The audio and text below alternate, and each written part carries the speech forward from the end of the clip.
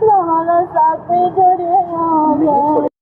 हाँ तो चलिए दोस्तों, नमस्कार। तो दोस्तों बता दें कि अभी तक किसी को पता नहीं चला है कि ये लड़की आखिर कौन है जो खेसारी लाल यादव जी के साथ, यानी खेसारी भैया के साथ में रो रही है और अपना दुख दर्द बता रहा है शूटिंग के साइड पे। तो चलिए हम आज बताएंगे कौन है नहीं।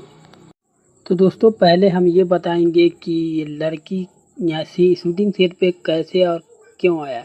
तो बता दें कि ये खेसारी भैया ने इसको ऑफ़र दिया है कि देवी गीत में काम करने के लिए। और ये लड़की है जो अम्मा करके इंस्टाग्राम पे वायरल हुआ एक बूढ़ी अम्मा है जिसका बेटी है। तो इसका पहले वीडियो देखिए अम्मा का। तो अब आप लोग को पता चल गया होगा कि वो लड़की कौन थी। तो बता दें इसी का बेटी है जो ये बूढ़ी अम्मा है, जो अम्मा जी का आवाज़। तो इस अम्मा जी का बेटी का वीडियो मतलब आने वाला है खेसारी भैया के गाने के साथ, जो देवी गीत में शूटिंग हो रहा है। तो जल्दी आप लोग को देखने को मिलेगा इसका बेटी के साथ भक्ति गीत के साथ।